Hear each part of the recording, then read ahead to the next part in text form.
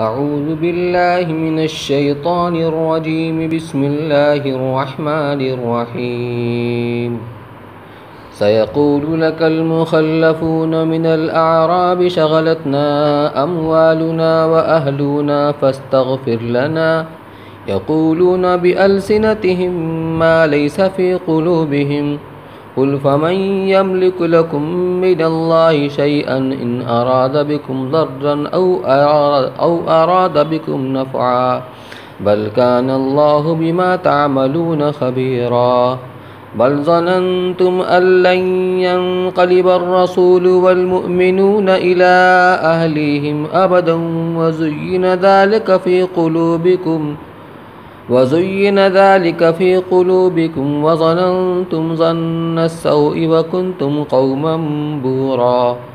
فمن لم يؤمن بالله ورسوله فإنا أعتدنا للكافرين سعيرا ولله ملك السماوات والأرض يغفر لمن يشاء ويعذب من يشاء وكان الله غفورا رحيما سيقول المخلفون إذا انطلقتم إلى مغانم لتأخذوها ذرونا نتبعكم يريدون أن يبدلوا كلام الله قل لن تتبعونا كذلكم قال الله من قبل فسيقولون بل تحسدوننا بل كانوا لا يفقهون إلا قليلا قل للمخلفين من الأعراب ستدعون إلى قوم أولي بأس شديد تقاتلونهم أو يسلمون فإن تطيعوا يؤتكم الله أجرا حسنا وإن تتولوا كما توليتم من قبل يعذبكم عذابا أليما ليس على الأعمى حرج ولا على الأعرج حرج ولا على المريض حرج ومن يطع الله ورسوله يدخله جنات تجري من تحتها الأنهار ومن يتولى يعذبه عذابا أليما صدق اللہ العلی العظیم۔ محترم سامعین، یہ سورہ فتح کی 11ویں آیت سے شروع ہو کر 17ویں آیت تک مکمل ہوئی ہے، جس کا خلاصہ آپ پہلے سماعت فرما لیں۔ گزشتہ آیات میں شرکائے حدیبیہ یعنی حضرات صحابہ کرام کی جانثاری، ان کا مجاہدہ، اللہ اور رسول کی اطاعت اور اس پر اللہ کی رضا و انعام کا بیان تھا۔ آج جو آیات تلاوت کی گئی ہیں اس کا خلاصہ پہلے سماعت فرما لیں۔ وہ یہ ہے کہ رسول اللہ صلی اللہ علیہ وسلم جب عمرہ کے ارادے سے مکہ کی طرف روانہ ہوئے اور آپ صلی اللہ علیہ وسلم نے مدینہ کے علاوہ مدینہ کے اطراف کے لوگوں کو بھی اس سفر میں ساتھ چلنے کی دعوت دی، تو دیہات کے قبائل جیسے غفار، مزینہ، جوہینہ وغیرہ سفر میں نہیں نکلے اور اپنے کام کاج میں لگے رہے۔ جب رسول اللہ صلی اللہ علیہ وسلم واپس تشریف لائے تو اب لگے معافی مانگنے اور بہانہ کرنے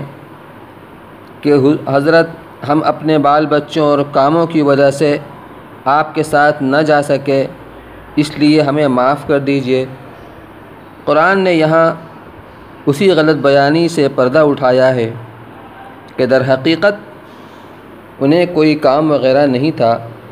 یہ صرف خوف کے مارے اس سفر پر آمادہ نہیں ہوئے۔ اب وہ یہ سمجھتے تھے کہ مسلمان بچ کر واپس ہی نہیں آ سکیں گے۔ اگر ان کا یقین واقعی اللہ پر ہوتا تو ایسا ہرگز نہ سوچتے۔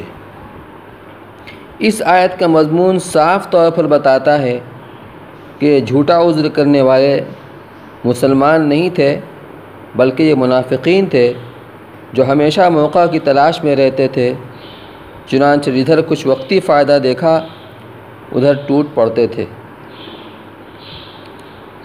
سَيَقُولُ الْمُخَلَّفُونَ إِذَا انطَلَقْتُمْ إِلَى مَغَانِمَ لِتَأْخُذُوهَا ذَرُونَا نَتَّبِعْكُمْ۔ اس آیت میں غزوہ خیبر کی طرف اشارہ ہے۔ رجب سن 6 ہجری میں صلح حدیبیہ ہوئی اور محرم سن 7 ہجری میں یہودیوں کی طرف سے ہونے والی مختلف سازشوں کی وجہ سے آپ صلی اللہ علیہ وسلم نے غزوہ خیبر کے ارادہ فرما لیا اور اعلان فرمایا کہ جو لوگ صلح حدیبیہ کے سفر میں ساتھ تھے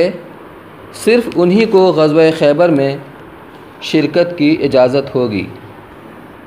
خیبر چونکہ بہت ہی دولت مند علاقہ تھا اور منافقین کو غنیمت ملنے کی توقع بھی تھی، اس لیے جو منافقین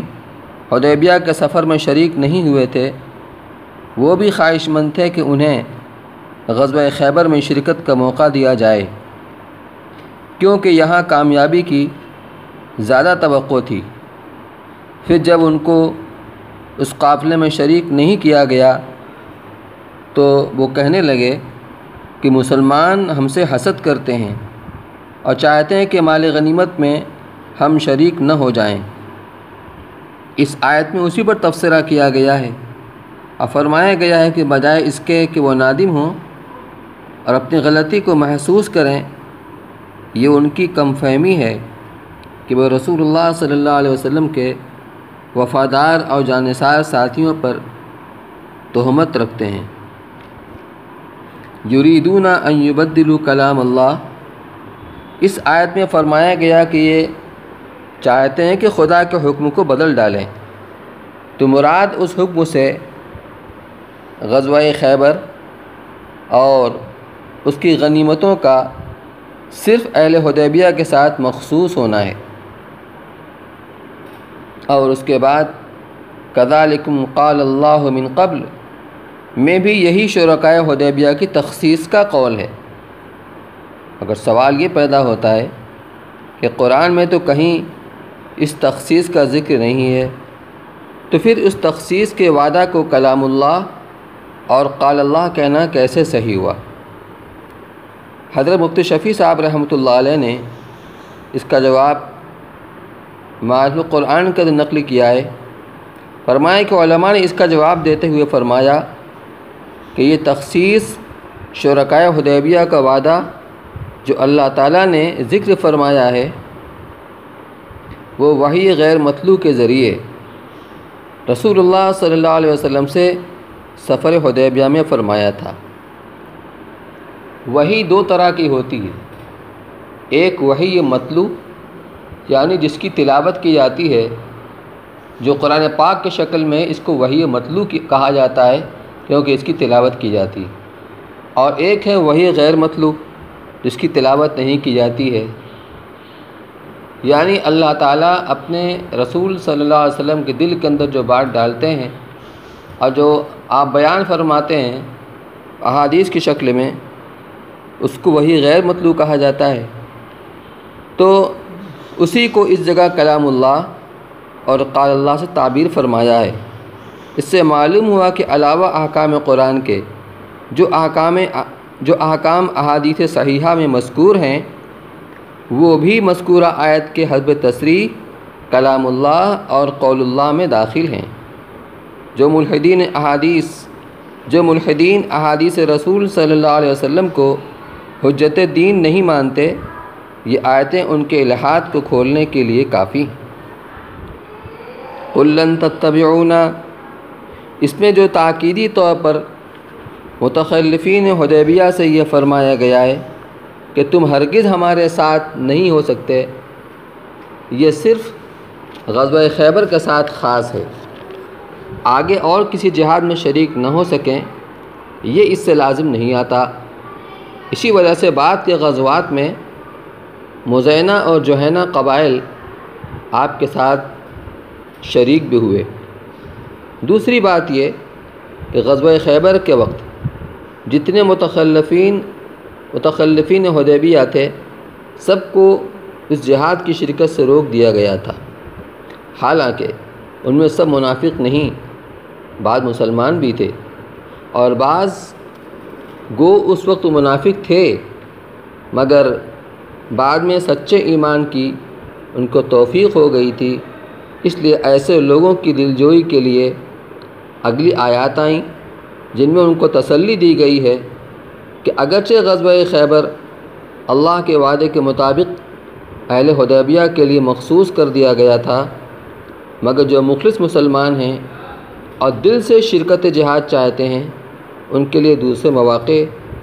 آئیں گے اور آنے والے ہیں۔ ان مواقع کو قرآن ایک خاص پیشین گوئی کی صورت میں بیان کرتا ہے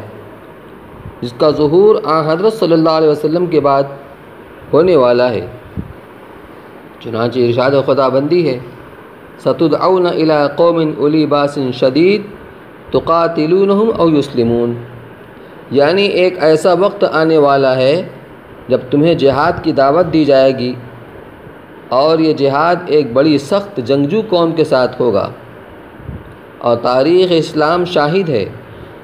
کہ یہ واقعہ حضرت صلی اللہ علیہ وسلم کے عہد مبارک میں پیش نہیں آیا،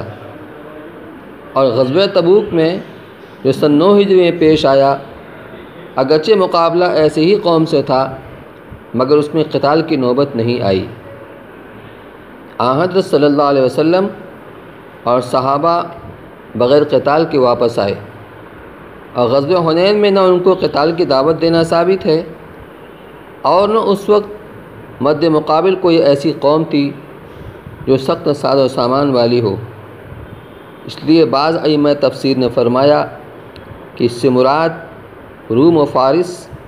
یعنی قیصر و کسریٰ کی قومیں ہیں جن کے ساتھ جہاد خلیفہ ثانی حضرت عمر فاروق رضی اللہ عنہ کے عہد میں ہوا۔ تقاتلونہم او یسلمون، حضرت ابی رضی اللہ تعالیٰ عنہ کی قرأت میں حتیٰ یسلموں بغیر نون کے آیا ہے، اس لیے امام قرطبی رحمۃ اللہ علیہ نے اس کے مطابق حرف او کو حتیٰ کے معنی میں لیا ہے، یعنی اس قوم سے قتال اس وقت تک ہوتا رہے گا جب تک کہ وہ مطیع و فرمانبردار نہ ہو جائیں، خواہ اسلام قبول کر کے یا اسلامی حکومت کی اطاعت میں رہنا قبول کر کے۔ آخر میں ارشاد لیس علی الاعمی حرج، حضرت ابن عباس رضی اللہ تعالیٰ عنہ نے فرمایا کہ جب اوپر کی آیات میں جہاد کی شرکت سے ہٹنے والوں کے لیے عذاب کی وعید آئی، یعنی اس طرح فرمایا گیا کہ ان تتولوا کما تولیتم من قبل یعذبکم عذابا علیما، تو کچھ معذور لوگ جو صحابہ کرام میں تھے ان کو فکر ہوئی کہ ہم تو شرکت جہاد کے قابل نہیں، کہیں ہم بھی اس وعید میں شامل نہ ہوں۔ اس پر یہ آیت نازل ہوئی جس میں اندھے، لنگڑے اور بیمار کو جہاد کے حکم سے مستثنیٰ کر دیا گیا۔ اب آپ آیات کا ترجمہ سماعت فرمائیں۔ ارشاد ہے سیقول لک المخلفون من الاعراب شغلتنا اموالنا واہلنا فاستغفر لنا، کہ جو دیہاتی اس سفر یعنی حدیبیہ سے پیچھے رہ گئے وہ عنقریب آپ سے کہیں گے کہ ہم کو ہمارے مال اور عیال نے فرصت نہ لینے دی تو ہمارے لیے معافی کی دعا کر دیجیے۔ یقولون بألسنتہم ما لیس فی قلوبہم، یہ لوگ اپنی زبان سے وہ باتیں کہتے ہیں جو ان کے دل میں نہیں ہیں۔ قل فمن یملک لکم من اللہ شیئا ان اراد بکم ضرا او اراد بکم نفعا بل کان اللہ بما تعملون خبیرا، آپ کہہ دیجئے کہ وہ کون ہے جو خدا کے سامنے تمہارے لیے نفع و نقصان میں کسی چیز کا اختیار رکھتا ہو؟ اگر اللہ تعالیٰ تم کو کوئی نقصان یا کوئی نفع پہنچانا چاہے اللہ تعالیٰ تمہارے سب اعمال پر مطلع ہے۔ بل ظننتم ان لن ينقلب الرسول والمؤمنون الى اهلهم ابدا وزين ذلك في قلوبكم وظننتم ظن السوء فكنتم قوما بورا۔ تم نے یہ سمجھا کہ رسول صلی اللہ علیہ وسلم اور مومنین اپنے گھر والوں میں کبھی لوٹ کر نہ آئیں گے، اور یہ بات تمہارے دلوں میں اچھی بھی معلوم ہوتی تھی، اور تم نے برے برے گمان کیے اور تم برباد ہونے والے لوگ ہو گئے۔ وَمَن لَّمْ يُؤْمِن بِاللَّهِ وَرَسُولِهِ فَإِنَّا أَعْتَدْنَا لِلْكَافِرِينَ سَعِيرًا، جو شخص اللہ پر اور اس کے رسول پر ایمان نہ لاوے گا تو ہم نے کافروں کے لیے دوزخ تیار کر رکھی ہے۔ وَلِلَّهِ مُلْكُ السَّمَاوَاتِ وَالْأَرْضِ يَغْفِرُ لِمَن يَشَاءُ وَيُعَذِّبُ مَن يَشَاءُ وَكَانَ اللَّهُ غَفُورًا رَحِيمًا۔ تمام آسمان و زمین کی سلطنت اللہ ہی کی ہے، وہ جس کو چاہے بخش دے اور جس کو چاہے سزا دے، اور اللہ تعالیٰ بڑا غفور و رحیم ہے۔ سَيَقُولُ الْمُخَلَّفُونَ إِذَا انطَلَقْتُمْ إِلَى مَغَانِمَ لِتَأْخُذُوهَا ذَرُونَا نَتَّبِعْكُمْ، جو لوگ سفر حدیبیہ سے پیچھے رہ گئے وہ عنقریب جب غنیمتیں لینے جاؤ گے تو تم سے کہیں گے کہ ہم کو بھی اجازت دو کہ ہم تمہارے ساتھ چلیں۔ یریدون ان یبدلوا کلام اللہ قل لن تتبعونا کذالکم قال اللہ من قبل، وہ لوگ یوں چاہتے ہیں کہ خدا کے حکم کو بدل ڈالیں، سو آپ کہہ دیجئے کہ تم ہرگز ہمارے ساتھ نہیں چل سکتے، اللہ تعالیٰ نے پہلے سے یوں ہی فرما دیا ہے۔ فَسَيَقُولُونَ بَلْ تَحْسُدُونَنَا بَلْ كَانُوا لَا يَفْقَهُونَ إِلَّا قَلِيلًا، تو وہ لوگ کہیں گے کہ بلکہ تم لوگ ہم سے حسد کرتے ہو، بلکہ خود یہ لوگ بہت کم بات سمجھتے ہیں۔ قُل لِّلْمُخَلَّفِينَ مِنَ الْأَعْرَابِ سَتُدْعَوْنَ إِلَىٰ قَوْمٍ أُولِي بَأْسٍ شَدِيدٍ تُقَاتِلُونَهُمْ أَوْ يُسْلِمُونَ، آپ ان پیچھے رہنے والے دیہاتیوں سے کہہ دیجئے کہ عنقریب تم لوگ ایسے لوگوں کی طرف لڑنے کے لیے بلائے جاؤ گے جو سخت لڑنے والے ہوں گے، یا تو ان سے لڑتے رہو یا وہ مطیع و فرما بردار ہو جائیں۔